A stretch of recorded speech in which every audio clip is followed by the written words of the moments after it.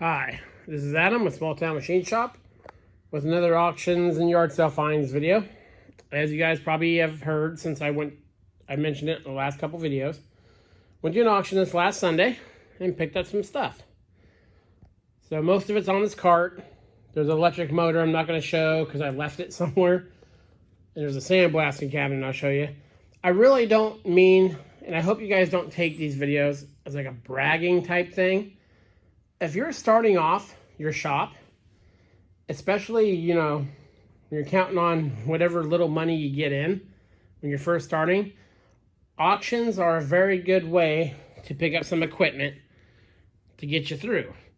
All my lathes and all that, and all my big machinery was all bought used, mostly at auctions. I haven't bought a new machine in probably a decade. And I'm doing fine for myself. Especially if you get a lathe and some other machines so you can fix other machines. It really opens up some opportunities to increase your, what you're capable to do. So I'll bring you over here first. Shop's still a mess. I know, it's getting there though. First thing is I always needed a bigger sandblasting cabinet, and this is much bigger than my previous one, which was one of those Harbor Freight ones with the legs. I paid $200 for this guy because it went cheap because it was the last item at the auction, and a lot of people had already went home at this time. There was as you can see, 972 lots at this auction. So it was a long auction. So got this guy. It's tucked in the side. There's a foot pedal for the gun. The gun's in there. The light works. It's an Econo Flow or something like that. Nice, big, heavy duty unit. That'll come in handy. So I moved it over here to be by the air compressors, obviously. That was the first thing. And then, as the May mentioned, I bought this fire engine light bar because it was a light bar and it was cheap. So. And everything on this cart here, I paid $200 for. I'll go through this thing separately. For starters, that's a Milwaukee heavy-duty, Portaband. I've been eyeing one for a while. This auction had like 12 of them. I got it for like $40 because the forward hand grip is broken. But the motor runs and everything. I checked the gearbox in it. It's fine. So I get a blade for it, and I'll make my own handle. And that'll be handy. I got a 3-ton chain come along. There's a lot of those too. And I pick up about one in auction. I have 7 or 8 now. I love those things. You'll never use a cable come along ever again once you get one of those. And I got the cart, the things was on, because it was $10. And shop carts are always handy. Picked up this motor starter. I was hoping it would be up for a 5-force pump. See if I can't. Oh yeah. And it's got all the fancy stuff in there. So it'll do a 2-horse 3-phase motor at 220. Wish it was a little bigger, but I think I paid like $10 for it, and can't beat that. This was I think $2, and there was a hydraulic fitting in it. I was like, well, that's probably $2. A bunch of carriage bolts, miscellaneous bolts. That's when I was waiting for the blast cabinet. So it was only $2. I'm not gonna go through that on camera because that'd be about the most boring, monotonous thing ever. I'll set you down. I picked up this guy for $5, and it works. It's a Milwaukee 1/2-inch drill. Reversing and all that stuff. Works fine. you go. Okay, this tote here, I haven't looked through. The only thing I did, came with this heat gun, I plugged it in and it doesn't work, so it's trash. Right over there. I haven't dug through this. So I will move us over to the workbench and I'll bring it back and I'll rifle through this real quick. I paid 20 bucks for this tote. And when the swap meets start coming up again, I usually get a booth. The booth at the local ones is like 50 bucks for the weekend. What I do is I have 4 of these big totes, kind of like that tote, with $1, $2, and $3 written on the tote. So when I get stuff like this, the stuff I don't keep, if it's a wrench, it goes in the $2 or usually the $2 bin.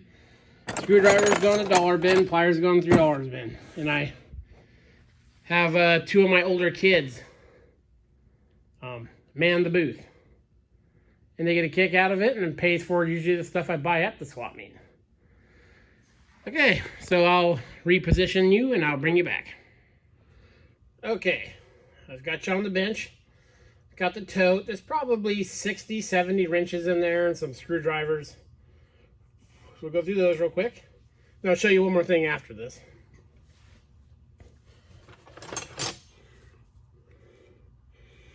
There's a Duro Industro. There's an awful lot of this style wrench in there. This is Promerica. Never heard of them.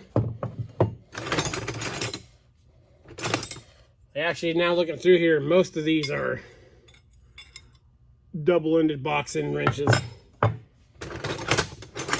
don't have a full set of these. There's a Thorson 1-inch one, a Blackhawk.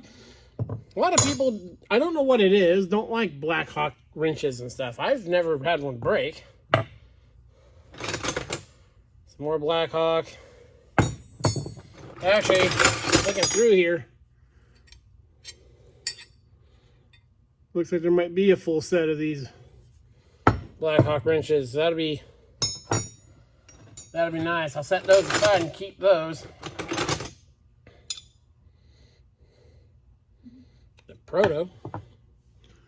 And there's more of these. I don't know if there is a normal wrench in here. Every single wrench is a double box end.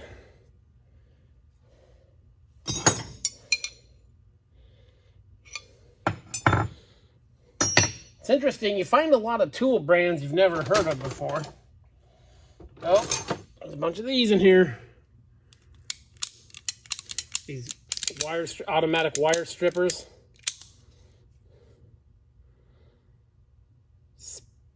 Speedex. I don't actually have one of these, but now I have 4. So, oh, got some decent screwdrivers.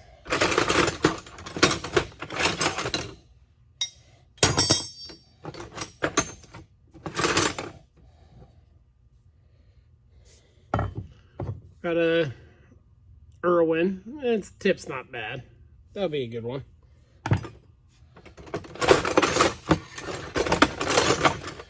See here, just endless amounts of double-sided wrenches. Oh, I got 5 of these now.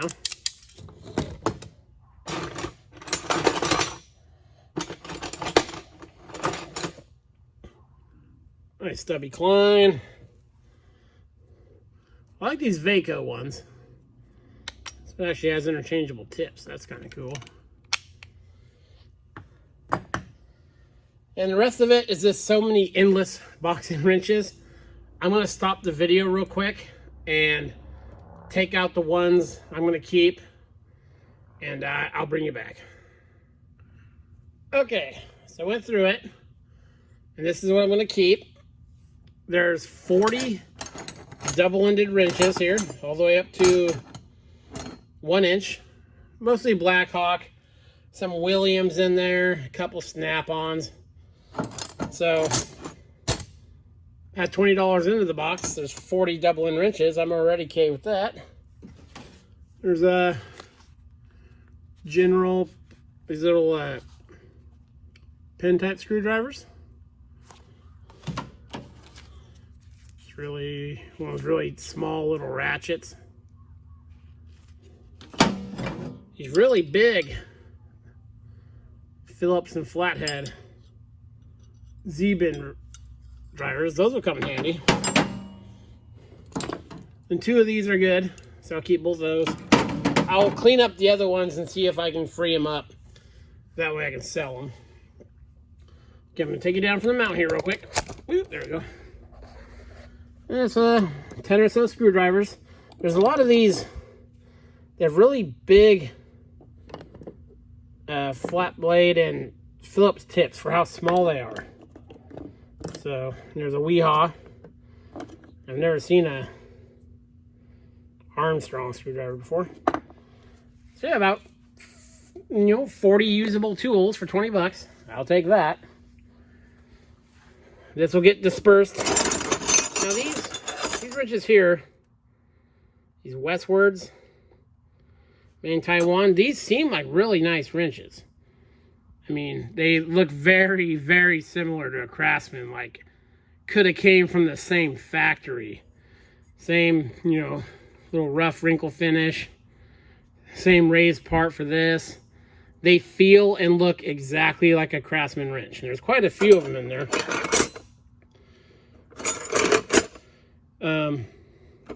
Yeah, I'll take another look at those later. So the other thing I got, well, 2 things to increase my capacity. And this I got off Craigslist. It's a nice, is it pronounced Sioux, I think? Valve grinding machine, and that's the valve seat grinder. I got both those for 100 bucks, plus the cart that the mobile grinding station's on now. So no complaints there, and everything works. I do a lot of repair work, as you guys know, and small engine rebuilds. When I have to turn valves, I've been doing it on the lathe, my tool post grinder, but that's a lot of setup for a lawnmower valve. This came with all the different, collets and all that. Throw it in there, just get it done. So I'll save a lot of time there. So yeah, that was this week's finds. Yeah,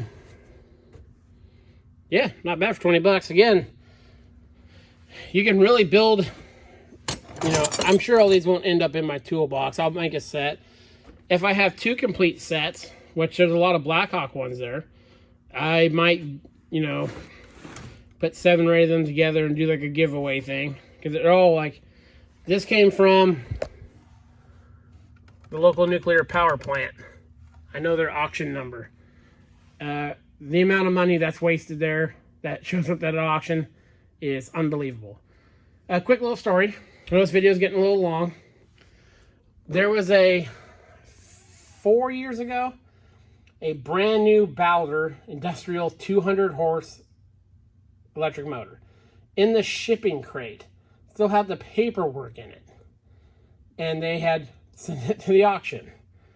No one bid on it because it was super heavy. I got it for 200 bucks and ended up selling it to a farmer for like 1,500 or something like that. I couldn't run it, obviously, so it's kind of sold as is. But that's kind of stuff that shows up there there's brand new tools all the time from the power plant. So, which also, there's never like machinery or anything like that. It's always just hand tools. So yeah, there's the finds for this week. This is Adam from Small Town Machine Shop. Please comment, like, and subscribe, and thanks for watching.